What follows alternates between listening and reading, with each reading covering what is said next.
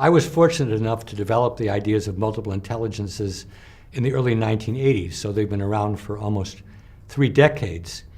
Unlike most people who became involved in education, I never had a particular set of practices which I recommended the way Montessori or Paulo Freire had a set of recommendations. And so what happened instead is quite interesting.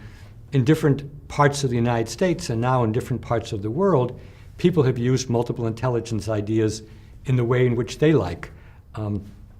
In the summer of 2009, we published a book called Multiple Intelligences Around the World, which describes how the ideas have been developed in 15 different countries, from Asia, Latin America, Europe, and so on. After all that thinking and writing from people all over the world, I think there are 2 educational implications which to me are the most important. The first one is we should individuate education. That means instead of teaching everybody the same thing in the same way, we should find out as much about each learner as we can and try to teach that learner in ways that make sense to his or her particular ways of thinking. And this is possible now because of computers. It was never possible before, but now because of computers, there are many ways to teach algebra, there are many ways to teach Chinese, there are many ways to teach geography, and we can vary the teaching and the learning and the assessment in terms of the individual learner. The second implication, besides individuating, is pluralization.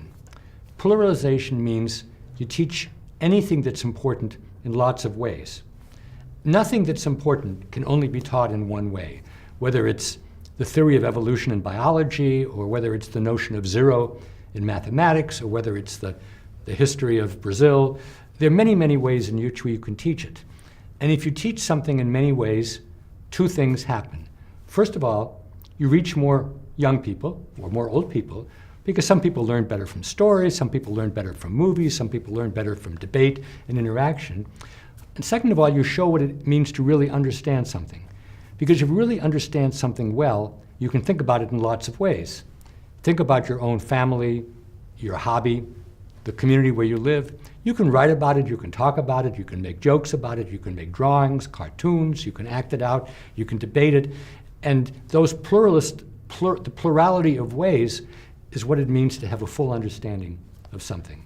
So teach to the individual and teach lots of different ways. Those are the major educational implications of the theory, and I'm absolutely confident that students would learn more, like school better, and become lifelong learners if we did more individuating and more pluralization.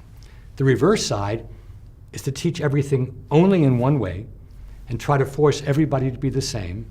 And what happens is people who have a school kind of mind do fine, and everybody else is alienated from education, doesn't want to go to school, doesn't want to learn, becomes a couch potato, sits in front of the television, doesn't think, doesn't vote, and is a very undesirable citizen.